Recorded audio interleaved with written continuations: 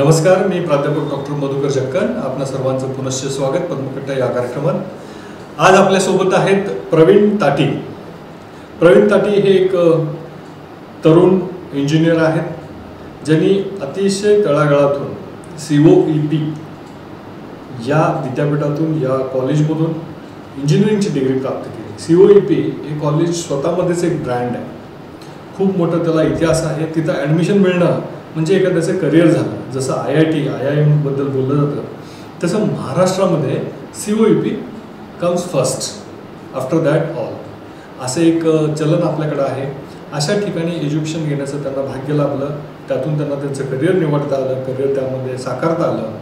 तर ह्या व्यक्तीचं, प्रवीण, तुमचं पद्मकट्टा या कार्यक्रमात स्वागत आहे. या अनोखा कार्यक्रमामध्ये आपण पद्मशाली समाजातील विविध रत्नांना आमंत्रित करतो आणि त्यांचं एकंदर जीवन प्रवास आपण समाजासमोर मांडायचा प्रयत्न करतोय. आज आपण इथं आलात त्याबद्दल मी पुन्हा एकदा तुमचं स्वरांजली न्यूज चॅनलच्या वतीनं आणि पद्मशाली युवक संघटनेच्या वतीनं आभार व्यक्त करतो आणि एकंदर तुमच्या जीवन प्रवासाला आपण सुरुवात करूया. प्रवीण, मला असं सांगा की तुमचं कौटुंबिक पार्श्वभूमी काय होती? नेमकं तुम्ही कुठून आलात, कसं, तुमचे आजी आजोबा काय करायचे, आई वडील काय करायचे, त्याच्याबद्दल थोडीशी माहिती सांगा, म्हणजे जेणेकरून पद्मशाली समाजातील इतर विद्यार्थ्यांना, युवकांना एक प्रेरणा मिळेल, की माहिती मिळेल की आपण देखील त्याच परिस्थितीत आहोत आणि आपल्याला देखील या ठिकाणी पोचता येईल, अशी एक त्यांना मार्ग मिळेल. Yes, please. धन्यवाद सर, मला इथं बोलवल्याबद्दल. तर मी सुरुवात करेन माझ्या आजी आजोबांपासून. ते बेसिकली तेलंगी पाचापट एरियामध्ये राहत होते, जिथे आधी सगळे रेंटनी राहत होते खूप जुन्या काळी, म्हणजे आपल्या स्वातंत्र्याच्या अगोदरपासून. मग नंतर ते थोडं काम करून मग रेंटनी राहत होते. मग नंतर वडील मुंबईला कामाला गेले, टेलरिंग शिलाई कामाला. मग ते थोडं त्यांना तिथे पैसे जास्त भेटू लागले. मग त्यांनी इकडं काय केले, आत्याच्या नावाने ते विडी कामगार घर देत होते ना, जुना विडी घरकुल, तिकडे त्यासाठी भरले. मग तिथे थोडं त्यांना घर भेटलं. मग आम्ही आता आत्यासोबतच राहतो सध्या तर. मग ते तिकडं राहणं सुरू झालं. जुना घरकुल एरियामध्ये आम्ही म्हणजे मागच्या 25 वर्षापासून तिथेच राहतो आहे. तसं बघायला गेलं तर आता माझे लहान बहीण आहे आणि लहान भाऊ पण आहे. मग मी जेव्हा स्टेबल झालो, एक म्हणजे आर्थिक स्थिती साध्य केली, त्यानंतर मी त्यांचेही शिक्षण पुढे शिकायला लावलं. बहिणीला MBA करायला लावलं आणि भावाला आता तो VIIT विश्वकर्मा इन्स्टिट्यूट, त्यामध्ये इंजिनिअरिंग करतो तो पण. आणि आईवडिलांबद्दल सांगायचं म्हटलं तर आई आधी तर विडी कामगार, तुम्हाला पण माहीत असेल. हो, आधीच नाही, माझी देखील आई विडी कामगार. हां, मग ते विडी कामगार होते. तरी त्यांनी मला स्टार्टिंगला म्हटलं की तू मराठी स्कूलमध्ये घे. मग 1ली ते 7वी माझी प्राथमिक शाळा लक्ष्मीबाई तिप्पण्णा हे लोकल स्कूलमधून झालं. मग वडील शिलाई कामगार होते, तरी त्यांनी नेहमी प्रोत्साहन करत होते की तू शिक्षण कर, कारण शिक्षणाला पुढे खूप महत्त्व आहे. कारण त्यांचंही शिक्षण आर्थिक स्थितीमुळे सुटलं होतं. ते कोचन हायस्कूलमध्ये होते. मग ते नेहमी प्रोत्साहन करायचे की तू शिक्षण कर, बाकी जे होईल आपण बघून घेऊ.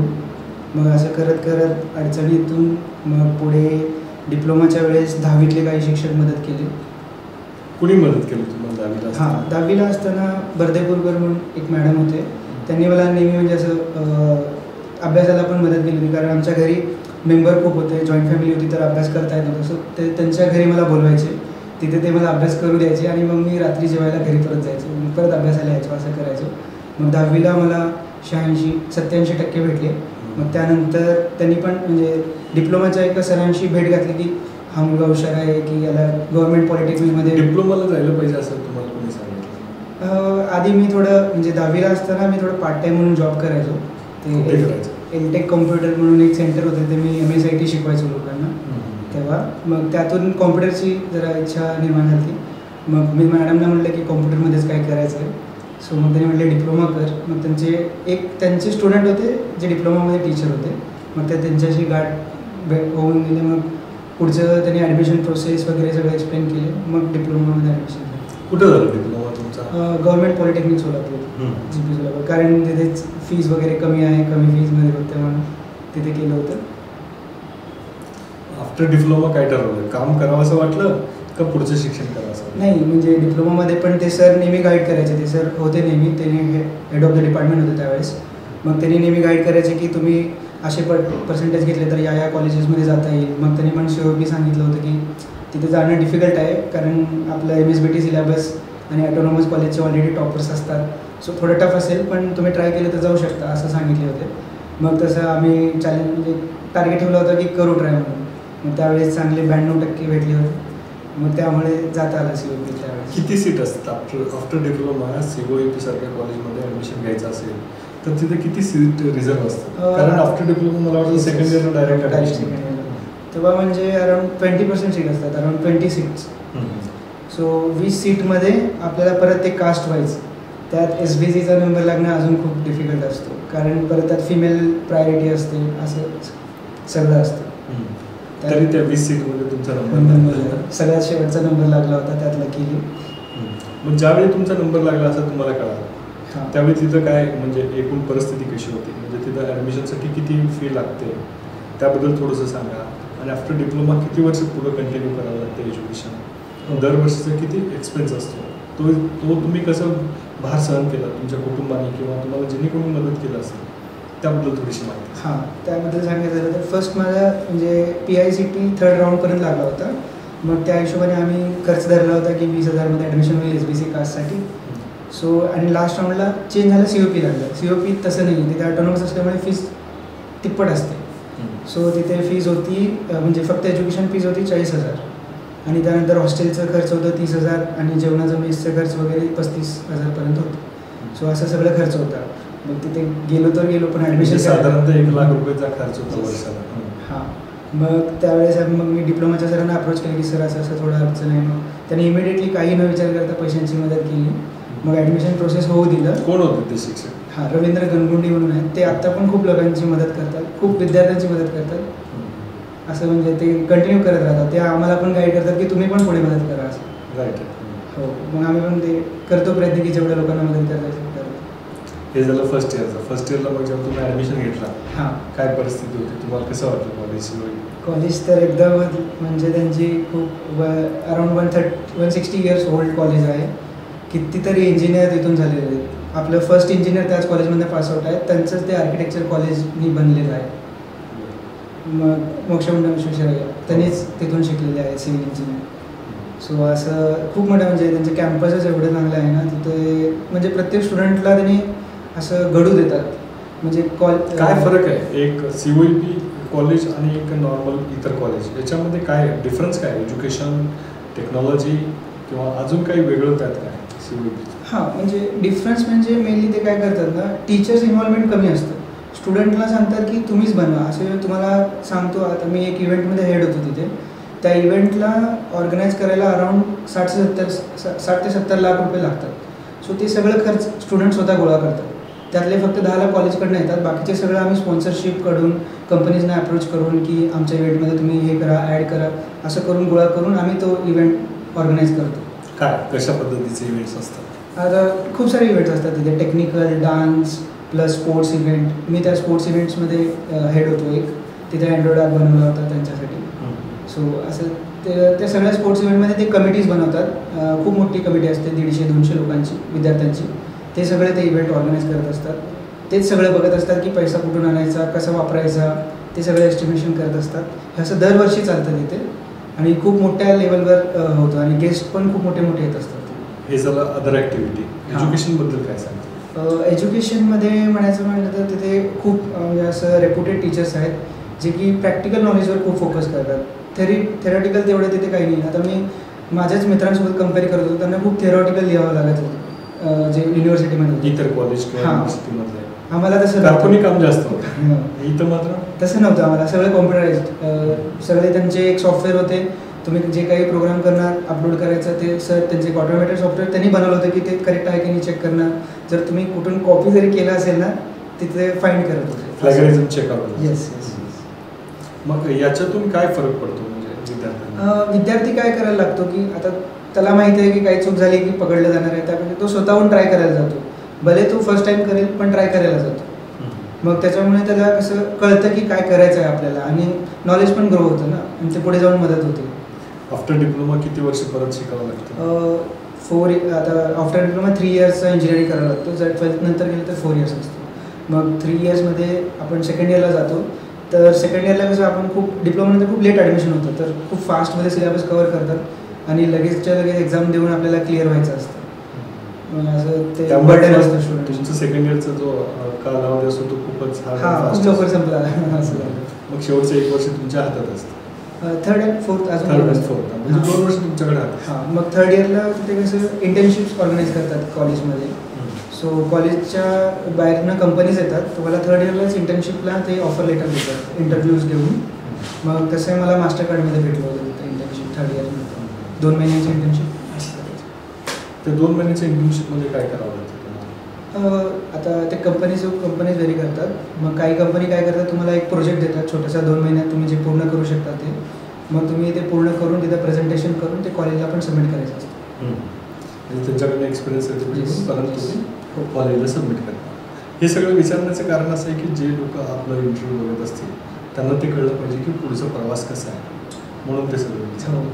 ज्यावेळी तुमचं इंटर्नशिप झालं त्यावेळेचा तुमचा एकंदर अनुभव काय होता, किंवा पुढं काय करायचं असं तुम्ही ठरवलं होतं का? मला म्हणजे पुढचं एज्युकेशन करायचं होतं MS साठी, पण थोडी परत आर्थिक स्थितीमुळे मी विचार केला की थोडं बॅकआउट करू, आपण थोडं स्टेबल होऊ, मग एकदा स्थिती सुधारली की आपण पुढे कंटिन्यू करू एज्युकेशन, असा अजून पण विचार चालू आहे. मग ज्यावेळी तुमचं एज्युकेशन संपलं COET त्याच्या आधीच तुम्हाला ऑफर लेटर मिळाले का नंतर मिळाले? म्हणजे फायनल इयर सुरू होण्याच्या आधीच माझ्याकडे मास्टर कार्डचं ऑफर लेटर होतं की तुम्ही नेक्स्ट इयर कॉलेज संपल्यानंतर जॉईन करा म्हणून.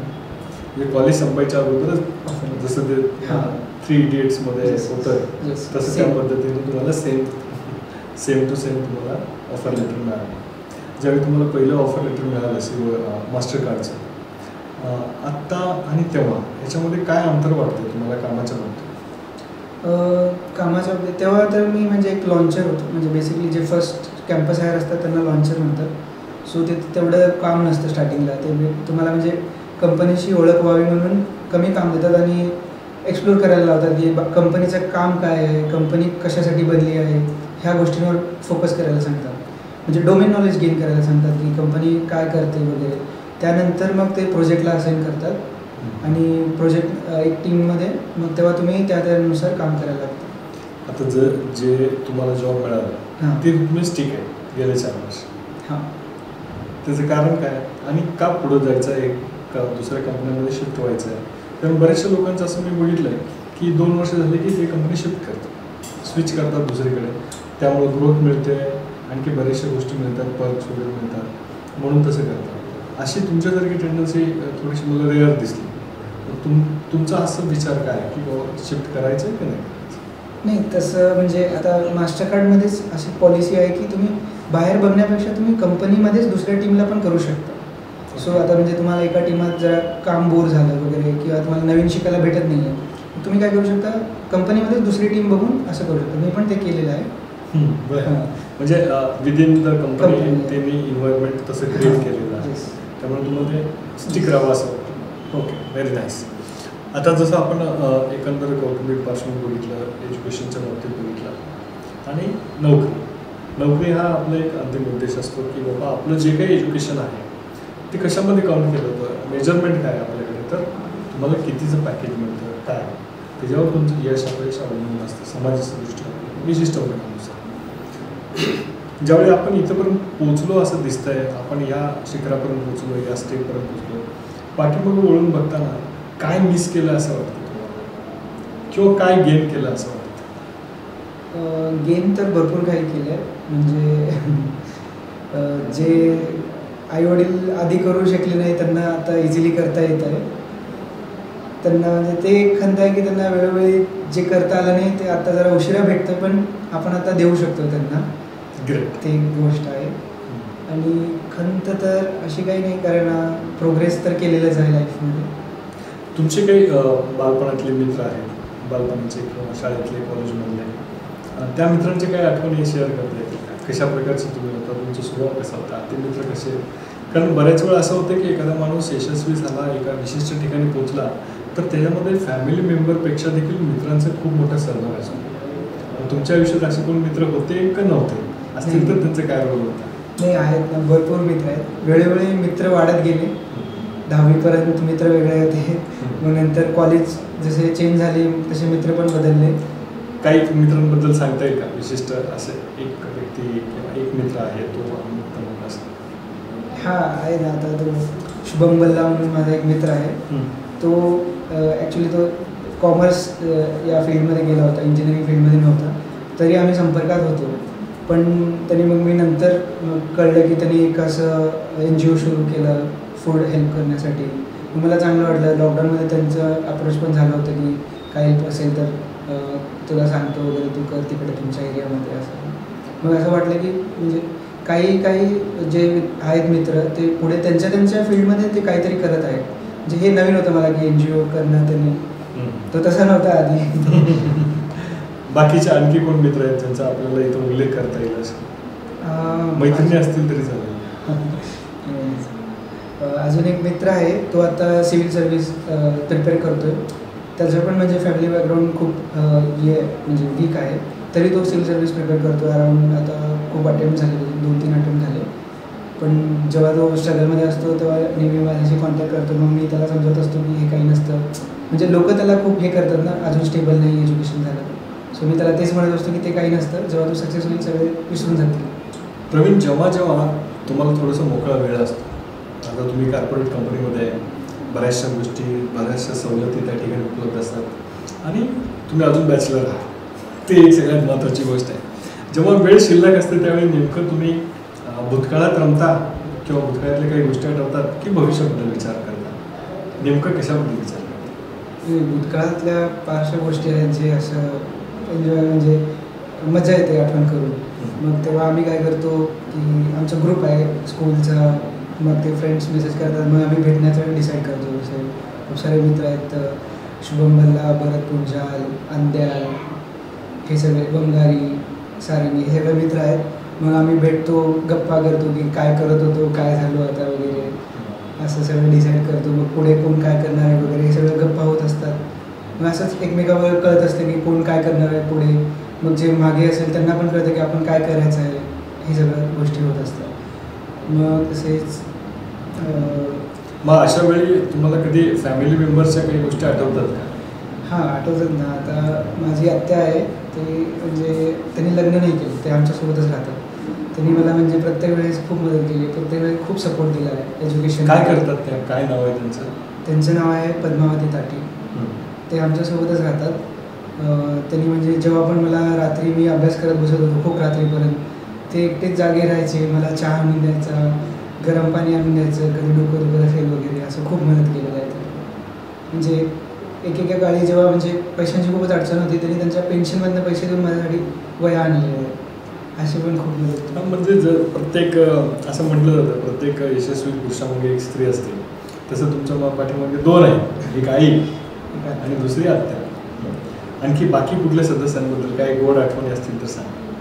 हां, जसे बाकीचे सगळे काका वगैरे आहेत, काका बहीण, ते सगळे काकू वगैरे, ते सगळे वेळोवेळी मदत करत राहिले. जेव्हा पण म्हणजे मला चांगले गुण भेटायचे, मग ते सगळे गिफ्ट्स आणायचे माझ्यासाठी. ते अजून एक एनकरेजमेंट होतं मला. काय करतात काका? काय करतात काका? आता त्यांनी एक स्टॉल चालवतात फुलाचं. काय नाव आहे त्यांचं? अशोक ताटी म्हणून. कुठे चालवतात ते नवीन घरकुलमध्ये राहतात आता. आणि भाऊ आहे काकांचा मुलगा, तो मूर्तिकार आहे, गणपतीच्या मूर्ती बनवतो.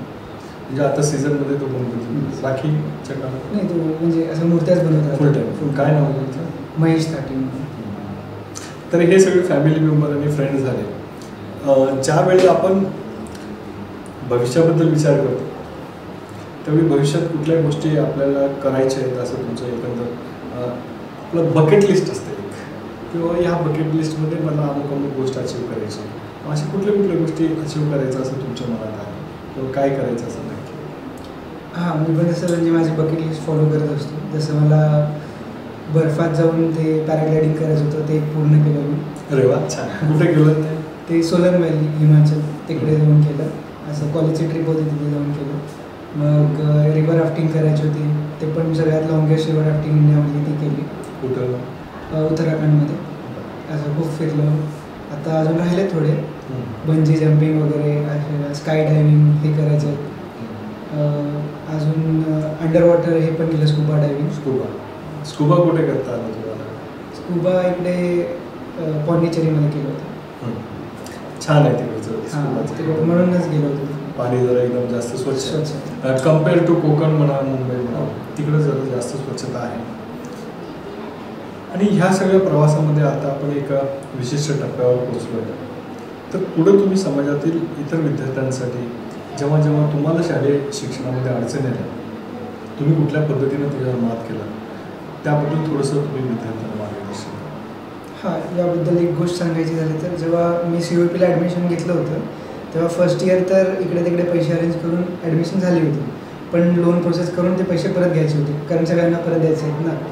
मग तेव्हा लोन होत नव्हतं, बँकवाले खूप चक्रा मारायला लावत होते. सो मग ते सर जे होते रवींद्र गणमुंडी त्यांनी सांगितलं की अशोक इंदापुरे म्हणून आहेत, त्यांच्याशी तुम्ही एकदा गाठ घ्या, ते काहीतरी करतील. म्हणजे तेव्हा ते हेड होते पद्मशाली समाजाचे होते. मग त्यांच्याशी भेट घेतली. मी कॉलेजला होतो, आई वडिलांनी सगळं फिरलं. मग त्यांनी भेट घेतली. ते सर स्वतःहून बँकेत आले, त्या मॅनेजरशी वाद घातला, बोलला, सगळं केले. मग तेव्हा त्यांनी कुठे लोन प्रोसेस फास्ट केली आणि त्याने आय थिंक जामीनदार म्हणून पण साईन केली होती. काही ओळख नसताना देखील अशी म्हणजे अशा खूप लोकांची साथ होती म्हणून तिथपर्यंत पोहोचू शकलो. मुलांना काय सांगाल? बऱ्याच विद्यार्थ्यांचं असं म्हणणं असतं की माझी आर्थिक कौटुंबिक परिस्थिती तशी तेवढी सक्षम नाही आहे, त्यामुळे मला जे पाहिजे ते अचीव करता येत नाही वगैरे असं लोकांना वाटत असतं. त्या विद्यार्थ्यांना काय सांगाल? नाही आजकाल तसं सोपं झालेलं आहे कारण बँक इझिली लोन देत आहेत. एज्युकेशनला तर टॉप प्रायोरिटी आहे सध्या. सो तुम्ही कुठल्याही बँकेत जाऊन इझिली लोन घेऊ शकता. जर नाही झालं तसं तर खूप सारे संस्था पण आहेत जे स्कॉलरशिप याद्वारे पैसे देतात की तुम्ही एज्युकेशन. टॉपरसाठी झालं, ॲव्हरेज स्टुडंटसाठी काय? ॲव्हरेज स्टुडंटसाठी पण होऊ शकतं. असे आता मला पण COEPत एक कंपनी थ्रू स्कॉलरशिप भेटली होती, त्यात माझे थोडे पैसे कवर झाले होते असं होतात. मग ॲव्हरेज स्टुडंटसाठी पण आपण किंवा आपण काही संस्थांद्वारे करू शकतो जर कॉन्ट्रॅक्ट्स भेटले. म्हणजे कुठलाही अडथळा येऊ दे न घाबरता आपण त्यावर मार्ग काढला पाहिजे असं तुमचं थोडक्यात म्हणणं आहे. पुढच्या कालावधीमध्ये समाजासाठी काय करायचं असं तुमच्या डोक्यात आहे किंवा काही उद्देश तुमचे आहेत किंवा जे काही नियोजन केलं आहे का? नियोजन असं नाही, पण मी नेहमी वेळोवेळी हेच मदत करत असतो की शिक्षणात त्यांना जे गायडन्स पाहिजे की पुढे काय करायचं हे खूप लोकांना कन्फ्युजन असतं. आणि काही वेळेस ते काय होतं चुकीच्या मार्गदर्शनात येऊन ते करेक्ट पाथ भेटत नाही. मग तिथे त्यांना मदत व्हावी म्हणून जे काही माझ्याकडे अप्रोच करतात ना त्यांना मी करेक्ट कॉन्टॅक्टकडे पाठवतो किंवा जे मला माहिती आहे ते सांगून त्यांना करेक्ट गायडन्स देतो. असं हे करण्याचा मी प्रयत्न करतो. आणि असं खूप मित्रांथ्रू पण येतात काही स्टुडंट की आता माझा डिप्लोमा झाला आहे, पुढं काय करू, कुठल्या कॉलेजला जाऊ. मी असं एक कॉलेजचं लिस्ट पण देतो की ह्या कॉलेजनुसार तुम्ही ऑप्शन फॉर्म भरा. अशी मदत मी करत असतो. बऱ्याच वेळा एखादा विद्यार्थी ज्यावेळी यशस्वी होतो त्याच्यामागे बऱ्याचशा गुरुजनांचा वाटा असतो. मग तुमच्या आयुष्यामध्ये अशा कुठल्या गुरुजनांचा वाटा आहे की ज्यांचा आवर्जून तुम्हाला या ठिकाणी उल्लेख करावा असा वाटतो? हां, माझ्या प्राथमिक शाळेतील कुडकेल मॅडम म्हणून होते. त्यांना म्हणजे खूप सवय लावली मला. मी बिघडलो असलं तरी मार देऊन फटका मारून वगैरे खूप सुधारलेलं आहे. मग त्याच्यानंतर कोचन हायस्कूलमध्ये जेव्हा मी हायर एज्युकेशनला होतो तडका सर, धर्मसाळे सर ह्या सगळ्यांनी मला म्हणजे खूप मदत केली होती स्टार्टिंगला ॲडमिशन करण्यापासून ते 10वी होईपर्यंत. मग असं करत करत मी या स्थळाला पोचलो. नमस्कार, पद्मकट्ट्यामध्ये पुन्हा एकदा सर्वांचं स्वागत. नमस्कार. नमस्कार पद्मावतीताई. या आहेत प्रवीण ताटी यांच्या आत्याबाई, म्हणजे वडिलांची बहीण. जसं मी मगाशी आपली चर्चा झाली त्यावेळी आपण म्हटलो, प्रवीणनं सांगितलं की जसं आई वडील आहेत त्यांच्याही आधी जर कोणी व्यक्ती असेल त्यांना पाठिंबा देणारी, त्यांना मदत करणारी, तर ती म्हणजे पद्मावती आत्या. तर या आत्याबाईंना या ठिकाणी मी पुन्हा एकदा स्वागत करतो. प्रवीणबद्दल थोडंसं सांगा. लहानपणी तो कसा होता? अभ्यासात हुशार होता का खोडकर होता? नेमकं तुम्हाला त्रास द्यायचा का त्याला तो मदत करायचा? याच्याबद्दल तुम्ही सांगा. तुमचं स्वागत आहे या कार्यक्रमात. मी तर अट्टी जरा रडत होतं तर सांभाळपास मीच केले त्यांचं. त्यांनी शाळेला जाताना कपडे सगळे व्यवस्थित डबा बनवून द्यायचं, त्याला मदत करायची. मग ज्यावेळी ऐकत नव्हतं त्यावेळी काय करायचं?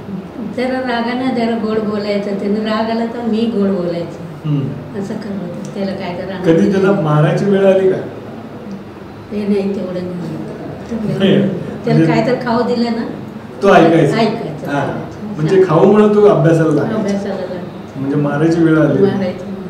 मग ज्यावेळी तो 10वीला वगैरे आला मुलगा, चांगलं शिकतोय हे आपल्याला कधी कळतं? थोडंसं प्राथमिक शाळेत असताना. 10वीला मात्र चांगले मार्क मिळाले, म्हणून ह्यासाठी तुम्ही देखील त्याला अहोरात्र मदत करत होता. काय त्याची पद्धत काय होती कमलाच्या अभ्यासाची? कसं करायचं तो अभ्यास? दिवसा करायचा का रात्री करायचा? दिवसा शाळेत जास्त त्यानं अभ्यास करून आणि आल्यावर पण त्याने अभ्यासात थोडं खेळायला जात होतं. आम्ही जरा जास्त उशीर झाला म्हणजे आम्ही त्याला रागवत होतो, जास्त वेळ जाऊ नको, ते करू नको, म्हणून तर तो बरोबर येऊन अभ्यासात बसत होता. त्याला इंजिनियर व्हायला कोणी सांगितलं? तुम्ही सांगितलं की दुसरं कोणी सांगितलं? आम्ही नाही, त्याच्या मनानं जिद्दीनं तिने सांगितलं आम्हाला, मी याच्यामध्ये शिक्षण करतो, त्यांनी त्याच्या मनानंच केले ते.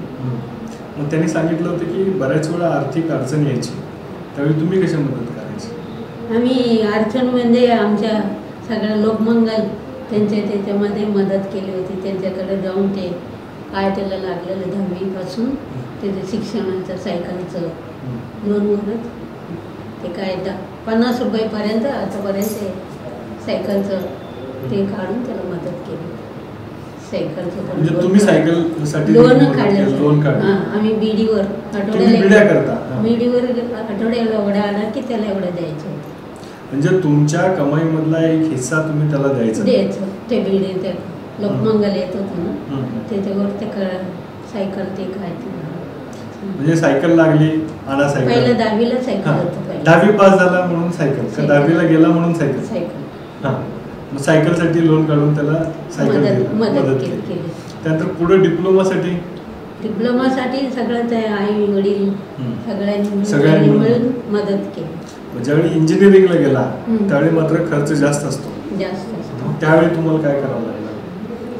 आज हे अशोक इंदापुरे नसतं का, त्यांच्याकडे जरा मदत, शाळेचे सर त्याच्याकडे सगळं विचारून ते.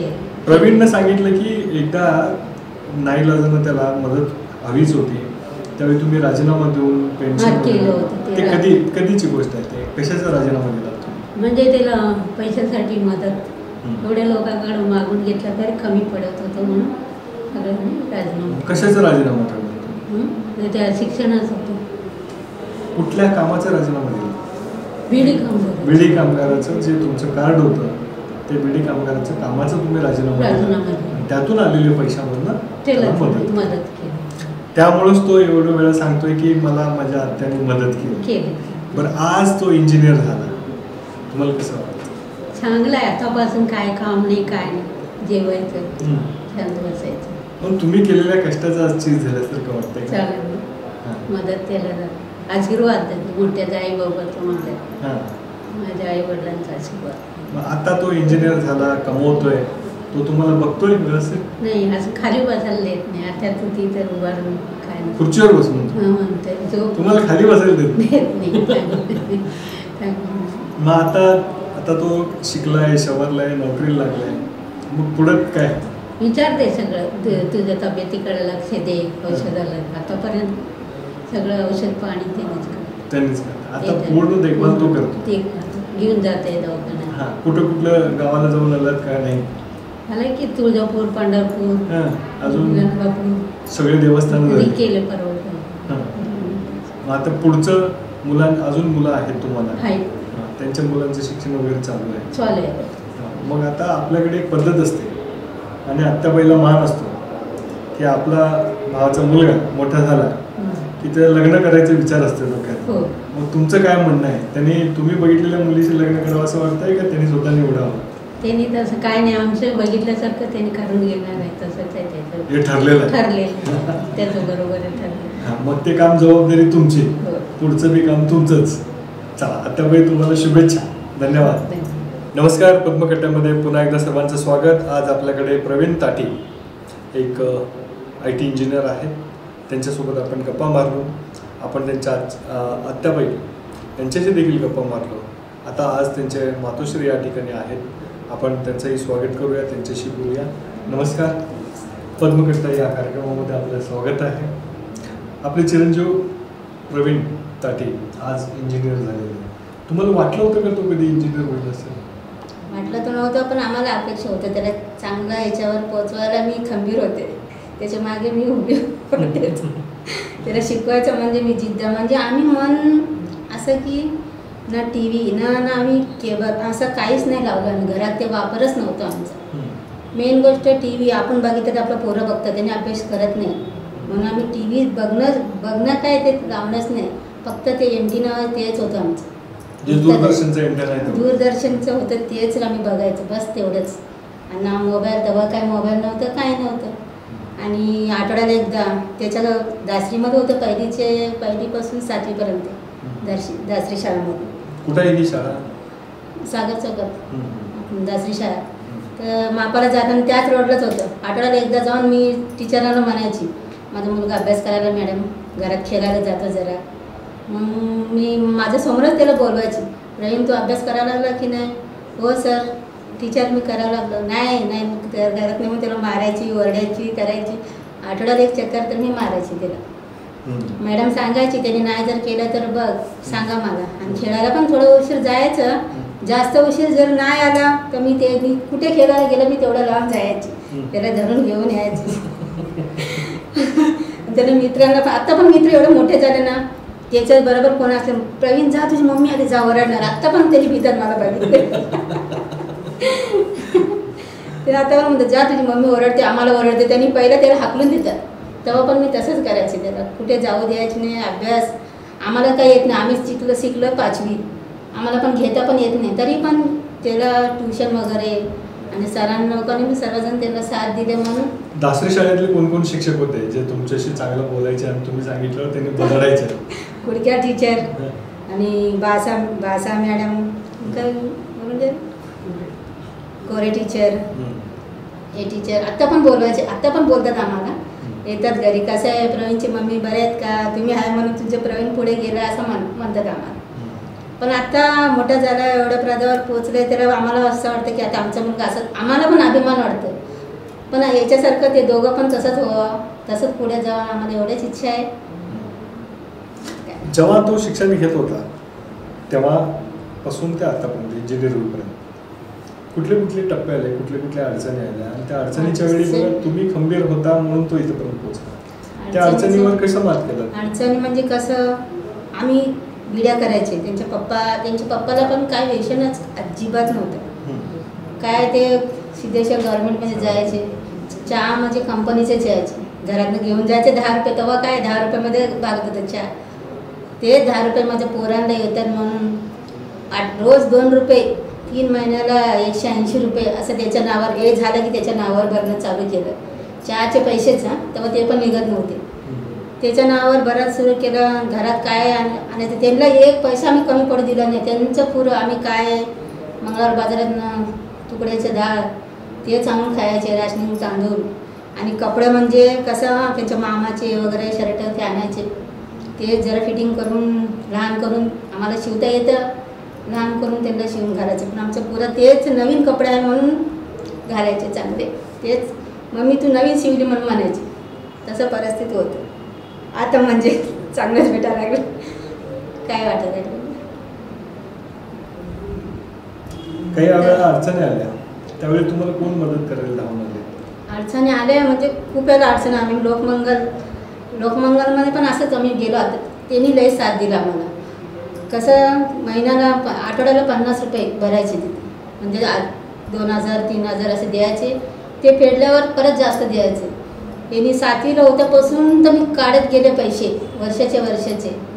आता पण त्यांनी नाव काढतात आणि ते आता कॉलेज होईस तर मग तिकडनेच पैसे काढून ते भरायचे हप्ते.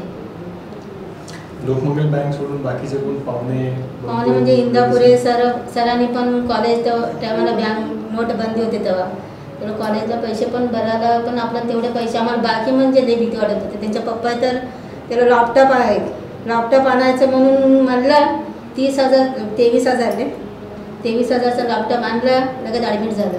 23,000 बाकी झालं आपल्याला म्हणून तेवढं बाकी म्हणजे आम्हाला भीती. आत्ता पण भीती आहे. देवाच्या कृपेने बाकीचं असं नाही आहे. पण असं मदत लई जण आम्हाला केले पैशाचं कशा मदत केलं आम्ही त्याला असं न हे करतात त्याला परत फेडलं. आणि गणगुणी सरांनी पण त्याला कॉलेजला 20-25,000 तू शिक तुझं जॉब लागल्यावर आम्हाला द्या असं म्हणून त्याला दिलं पण आणि ते पण दिलं. आता ह्या पुढं आता तर तो तुमच्या कष्टाला फळ मिळालं, मुलगा चांगला शिकलाय, त्याच्या मदतीनं बाकीचे मुलांचं देखील कल्याण झालं. ह्या पुढे मुलांनी काय करावं असं तुम्हाला वाटतं? म्हणजे काय करू म्हणजे आता त्यांनी आता मोठा आहे, काय शिकून काय आता याचा चालला न विसरता आई वडिलांना पण विसरावं नाही. आता आजकालचे कसं आहे, पुरं मोठे झाले, जॉब लागला, आई वडिलांना विसरून परदेशात जातात. आमचे मुलं तसं व्हायला नाही पाहिजे, परदेशाला पण नाही आमच्या सोबतच असायला पाहिजे म्हणून आम्हाला पण इच्छा आहे. आणि दुसऱ्यांना पण मार्गदर्शन काय त्यांना सांगायचं, बाबा असं केलं तर असं शिकतात, आपण कसं शिकलं तसं दुसऱ्यांना पण सांगलं तर त्यांनी पण शिकतात ना, आणि चांगलं वाटतं आपल्याला पण शिकले तर. आई वडिलांनी मेन खंबीरपणे पोराच्या मागे उभं राहिलं तर पोरं शिकतात. त्यांनी पोरं शिकू दे. आपण या सगळ्या प्रवासामध्ये एक अतिशय तुम्हाला कायमस्वरूपी आठवण राहील असं त्याची एखादी गोष्ट काय आठवत असेल तर सांगा. ती चांगली असेल, वाईट असेल, खोडकर असेल, खूप आनंद तुम्हाला देणारी असेल, असं कुठली एक गोष्ट? कोणची वस्तू म्हणजे असंच त्याचं काय खेळणं असं ते मी तोडून टाकलं. आत्ता पण त्यांनी मला म्हणतंच, मम्मी तुम्हाला काय दिलं ते तोडले, तुम्हाला खेळायला आता छोटा जातो क्रिकेट खेळायला आले तर यांनी छोट्याला गेलं तर मी काय छोट्याला तू आता काय म्हणायला लागली नाही, मी खेळायला गेलं तर तू मम्मी मला ओरडली, तोडून टाकली. चुलीमध्ये पहिला चूल होतं आपलं, घेऊन नवीन बॅट आणलेलं मी चुलीमध्ये टाकत होते. रिमोट कंट्रोल गड्ड्यावर जायचं तेव्हा जाण्याचे पोरांसाठी. त्यांनी जास्त त्याच्यावरच खेळण्यात लक्ष दिलं तर मी ते दगडाने तोडून टाकायचे. त्यांनी म्हणतो मम्मी तू माझं सर्व तोडली. बाबा मी तोडली म्हणून तू या पदावर आहे, तू आता भावाला काय म्हणत तू आता तुझं जिम्मेदारी त्यांना शिकवायचं. म्हणून मी तेवढंच म्हणते आता त्यांना. म्हणजे त्यावेळी त्याचे जे सगळे खेळ तोडले त्याच्याबद्दल तुम्हाला आता अभिमान वाटतो? मला अभिमान वाटतो. त्याला राग येतात, राहून गेला असं. आता त्यांनी त्याचं पोरं झाले तरी पण त्यांनी त्याला बोलणार, तुझी आजीने माझी सर्व वस्तू तोडली, तुला बघ मी काय काय आणून दिला. त्यांनी त्याला आठवण आता राहणारच. ते आता पण त्यांनी मला म्हणतात, त्याला आता हमेशा आठवण राहणार की माझी मम्मी मला सर्व तोडली, माझं मला काय खेळू दिली नाही. आता तुमच्या काय अपेक्षा आहेत पुढं, की मुलांनी माझ्यासाठी अमुक गोष्टी करावा, किंवा प्रत्येक आईवडिलांची अपेक्षा असते की मुलगा मोठा झाला, चांगला शिकला, नोकरी मिळाली, पगार मिळाला किंवा व्यवसाय केला, 4 पैसे कमवल्यानंतर आपल्या काय अपेक्षा असतात? घर बांधावं, आपण धार्मिक पर्यटन करावं. आता तेवढंच इच्छा आहे. आता एवढं आता आत्या बोलली ना, आता ते घर पण आमचं आम्हाला घर नव्हतं, त्यांच्या आत्यापाशीच आम्ही होतो. आत्याचंच घर आहे आणि माझ्यापेक्षा जास्त आत्याने त्यांना सांभाळलं. जेवणाचं मग आम्ही खाली काम काम काम केलं, त्यांच्यावर लक्ष दिलं आणि त्यांना घराच्या बाहेर जाता त्यांना जेवण अभ्यास करताना खाऊ घातली, काय त्यांना काय प्रेमाने त्यांनीच केली. म्हणून म्हणतो आम्हाला भलं चांगलं बघू नको, त्यांच्या आत्याला चांगलं बघू दे. आमच्या इच्छा तेवढंच आहे. तुमच्या काय अजून अपेक्षा आहेत? त्याने का चांगलं घर घ्यावं, चांगलं आता एवढ्या पदावर बघ, चांगलं घर घे, बहिणीचं चांगलं लग्न कर, भावाला एका पदावर. तू कसं आहे तुझा भाऊ पण त्याच पदावर राहायला पाहिजे. एक चांगलं पगारीवर, एक कमी पगार, आपलं पण मन चांगलं नसतं ना, दोघं पण चांगलेच राहावं म्हणून आपल्याला इच्छा असते. आज पद्मकट्ट्यावर अगदी दिलखुलासपणे आपल्या मुलांबद्दल बोलताना या मातोश्रीचे डोळे देखील पाणावले आणि आपण मुलांना छोट्या असताना कसं खेळापासून परावृत्त केलं त्याबद्दल थोडंसं त्यांना खेदी वाटतं मनामध्ये आणि थोडासा आनंद देखील होतो. त्याचं कारण असं की जर मुलगा आपल्या खेळामध्ये जास्त रमला तर करिअर मागं कुठं राहून जाईल आणि तो घरचा करता मुलगा असेल पुढे जाऊन आणि त्याचं करिअर चांगलं व्हावं म्हणून या बाहुलीनं खेळणी देखील ते तोडलेले आहेत, फोडलेले आहेत आणि नवीन आणलेली बॅट देखील चुलीत घातली, त्यामुळं आज त्याचं छान करिअर झालेलं आहे. तर अशा पुष्पाताई, तुम्ही आज इथं आलात, पद्मकट्ट्यावर आलात, तुम्ही बोललात आमच्याशी. बाकीचे देखील आई जे असतील, ताई असतील, मंडळी असतील, ते बघत असतील आणि ते देखील म्हणत असतील मुलांना की बघ अभ्यास कर, नाही तर त्यांच्यासारखं मी तुझी बॅट चुलीत वगैरे असं होईल. आता नवीन चांगलं किमतीचे भेटायला लागले, रिमोट कंट्रोल कार म्हणा, तेव्हा कुठे आपल्याला त्यावेळी खूप साधनं कमी होते, गिल्ली दांडू तेच खेळायचे. तर आज तुम्ही इथं आलात, दिलखुलासपणे बोललात आणि तुमच्या सोबत तुमच्या ज्या ननंद होत्या त्यांनी जे काय त्यांचं पूर्ण आयुष्य तुमच्या कुटुंबासाठी लावलंय, कुटुंबासाठी पणाला लावलं, त्यांचंही तुम्ही कृतज्ञता या ठिकाणी व्यक्त केला, त्याबद्दल आम्ही तुमचे आभार मानतो. धन्यवाद. नमस्कार, पद्मकट्टा या कार्यक्रमामध्ये पुनश्च एकदा स्वागत. आज आपल्यासोबत आहेत पद्मकट्ट्यावर नारायण ताटी. होय, नारायण ताटी म्हणजेच आपले जे IT इंजिनियर आहेत प्रवीण ताटी यांचे ते वडील. आपण त्यांच्या आईंशी, आत्यांशी आणि प्रवीणशी बोललो तर आता आपण बोलणार आहोत, चर्चा करणार आहोत नारायणराव ताटे यांच्याशी. नारायणराव ताटे साहेब, तुमचं स्वागत आहे पद्मकट्टा या कार्यक्रमामध्ये. हे आपल्या समाजाचं एक व्यासपीठ आहे. त्या ठिकाणी आपण सर्वच समाजातील गुणवंतांना या ठिकाणी आमंत्रित करतो आणि त्यांच्याशी बोलतो. आपण पुढच्या टप्प्याकडे जाताना वळायच्या अगोदर मी थोडंसं तुमच्या कुटुंबाच्या पार्श्वभूमीबद्दल जाणून घेऊ इच्छितो.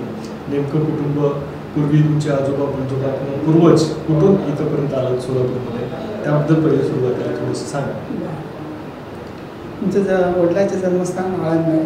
त्या आळंदवरनं आम्ही सोलापूरमध्ये स्थायिक होऊन आम्ही इथं एकदम हे झालेले आहेत. मग पोरांचं, लहान पोरांचं शिक्षण वगैरे सगळं आमच्या झाल्यानंतर पोरांचं शिक्षण वगैरे या सोलापूरमध्ये झालेलं आहे. वडील काय करायचे? वडिलांचे वडील लहानपणी रेशन दुकानामध्ये काट्यावरती वजन काम करून जगायचे. या आळंद म्हणजे नेमकं कुठे? पुण्याजवळ? कर्नाटक साईडचे, कर्नाटकचे. कर्नाटक. आमचे आई वडील कर्नाटकचे, जन्मस्थान त्यांचं तिकडेच. आम्ही इकडे सोलापूरमध्ये जन्मस्थान झाले. इकडेच आम्ही मोठं होऊन इकडेच आमचे सगळं हे झालं. म्हणजे बालपणापासून तुम्ही इथंच? आम्ही इथंच सोलापूरमध्ये मोठे झाले. तिकडे आल्यानंतर मग तुमचं काय शिक्षण, तुमच्या भावंडांचं काय शिक्षण? किती जण तुम्ही भाऊ बहिणी? आम्ही 3 भाऊ 4 बहिणी, एकूण 7 आमच्या कुटुंबामध्ये.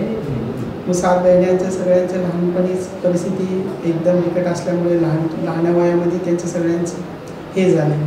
लहानपणीच लग्न वगैरे उरकून घेतले. मग नंतर थोडं हे करत आम्ही जसं मोठे, माझं शिक्षण पण 10वीपर्यंत केलं ट्युशनमध्येच. मग त्यानंतर मग आम्हाला पोरं झाल्यानंतर पोरांचा मी विचार करून पुढचा टप्पा काय करायचं ते विचार करून आम्ही पोराबद्दल विचार करून मार्गदर्शन काढत. आमची परिस्थिती एकदम बिकट होती. म्हणजे कसं टेलर काम करायचं, त्या टेलरच्या कामामध्ये 4 पैसे कमवून मागं टाकून पोरांचं शिक्षण कसं करायचं, कल्याण कसं करायचं हे बघून मग पुढचा विचार करून दोघं आम्ही आमच्या मंडळी आम्ही दोघे मिळून पोरांना साथ देऊन आम्हाला मागं आमच्या पाठीशी माझी बहीण होती. त्या बहिणीच्या ह्याच्यामुळं आम्ही एवढे करत मार्गदर्शन घेत त्या पोरांचे एवढे पुढे कसं जिंदगी कटवत आणलं. ज्या वेळेला माझा मोठा पोरगा शिक्षण करून एका ह्याच्यामध्ये टप्प्यामध्ये आल्यानंतर मग आम्हाला एक आशा झाली की जिंदगीमध्ये पोरांचं शिक्षण म्हणजे काय असं आम्हाला वाटू लागलं. मग त्याच्यामुळं पोरं कसं आता सगळं आमचं देखरेख करणार, सगळं आमचं आता काय वाटेल ते सगळं पोरगंच करून दाखवतं. आम्ही आता काय आम्हाला फक्त जेवढं तेवढं काम करून घरामध्ये आराम करायचं बसायचं एवढंच म्हणते. बाकी होईल तेवढं काम करा, जमत तेवढं करायचं. औषध पाणी सगळं, दवापाणी सगळं पोरगंच बघून घेते. आम्हाला काही कमी करत नाही. मी असं ऐकलंय, आता मगाशी ताई येऊन बोलल्या की तुम्ही तुमच्या चहा पाण्याच्या पैशांना देखील बचत करून काही पैसे शिल्लक ठेवत होता. ते कशासाठी वापरत होता नेमकं प्रवीणच्या? आम्ही तेव्हा लहानपणी आम्ही कामापाशी असताना कंपनीमधलं चहा वगैरे देत होते. ते पण 2-2 रुपये पण साठवून आपण एका LICमध्ये घालून महिन्याला 180 रुपये असे LIC घालून ते LICमध्ये थोडे पैसे जमवून पुढं पोरांच्या शिक्षणासाठी उपयोग करून ह्याच्यासाठी मदत होईल म्हणून जिंदगी कटवत गेला. म्हणजे काटकसर करून आपल्या मुलाला शिकवलं आणि आज एका चांगल्या ठिकाणी ते पोहोचलंय. मग आज तुम्हाला काय वाटतं की पुढं त्यांनी कुठल्या तुमच्या अपेक्षा पूर्ण कराव्या असं तुम्हाला वाटतं? तर पुढच्या अपेक्षा म्हणजे काय आहे, एक त्याचं घर व्हावं, त्याचे एक संसार व्हावा, त्याचे लेकर बाळ त्यांनी सांभाळ त्यांच्या ह्याच्यामध्ये खुशीमध्ये राहिले की आम्हाला तेवढं समाधान. बस आता आम्हाला त्यांनी बघणारं तर त्याचं समाधान, त्याचं सुख संपदा बघितलं आमचं तेवढं बस आम्हाला ते आम्हाला बघण्यासारखं तर आता तो आहेच. पण पुढचा पिढी पण त्यांनी असंच बघत त्याच्या लेकराला त्याच्या संसाराला हातभार लावून असंच करत जाऊन आमची एवढीच इच्छा आहे. आता ज्यावेळी तो स्टेबल झाला, ज्यावेळी तो एका चांगल्या पदापर्यंत पोहोचला, त्यावेळी तुमची जी भूमिका होती वडील म्हणून मुलांना शिकवण्याचं असेल, पालन पोषण असेल, तर तो त्या भूमिकेत आला आणि त्याने तुमच्या इतर मुलांना म्हणजे मुलीला देखील शिकवायचा प्रयत्न केला आणि शिकवलं देखील चांगलं. आता तुमच्या अजून काही अपेक्षा आहेत का त्याच्याकडून की माझ्या मुलाने अमुक गोष्ट करावी, तमुक गोष्टी करावी? तर काय अपेक्षा म्हणजे आता आम्हाला त्यांनी तर आम्हाला आतापर्यंत तो आम्हाला काही कमी केला नाही.